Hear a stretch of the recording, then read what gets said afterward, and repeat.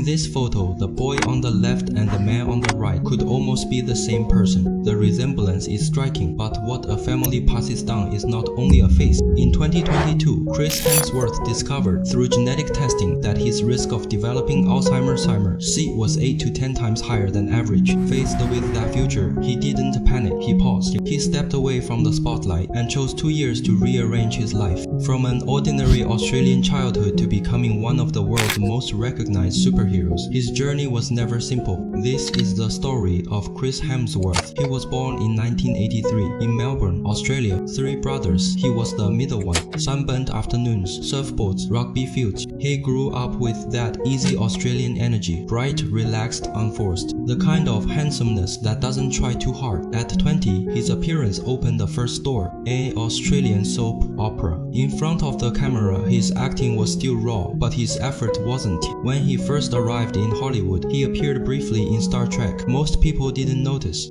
Then came The Cabin in the Woods. He played the muscular archetype. The body remembered, the actor overlooked. Everything changed in 2011. Everything changed in 2011. After fierce competition, he won the role of Thor. He trained for months, relentlessly. Muscle was only part of it. He reshaped posture, voice, presence. On screen, he carried armor and thunder, but off the battlefield, he gave Thor something else: vulnerability, love, loss, the complicated bond with Loki. Thor stopped being a symbol. He became human. The success was explosive. Through the Avengers films and standalone stories, Chris mapped out the character's growth from arrogance to grief to maturity. Behind that screen glory were strict physical discipline, careful script study, and injuries endured without complaint. Professionalism built the myth, but he refused to stay inside one identity. In the Extraction series, he became a brutal mercenary, physical, relentless, grounded. In Furiosa, he stepped into darkness as the warlord Dementus, revealing something far more sinister. Each role expanded the range. He was no longer just Thor. Then came the report, a genetic test, a statistical warning about a disease that steals memory. He shared it publicly in his documentary, 8 to 10 times the risk. Instead of denial, he chose clarity. He stepped back from Hollywood, turned toward home. For 2 years, he focused on his wife, his 3 children, his father. He restructured his habits, sleep, training, long-term health, not as fear, but as preparation. In 2024, he returned. First,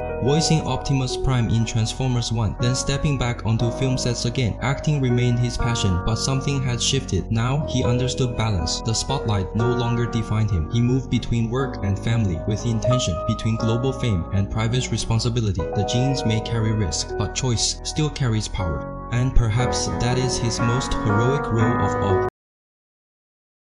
You're strong, you're confident, you're intelligent, you're charismatic, you're the total package. On a scale from 1 to 10, you are an 11. You make me want to be a better man. You're bloody brilliant. You're brilliant. Don't forget it, okay? Do not forget it. Now go out there, take the day by storm, and remember this. I'm proud of you. I'm so proud.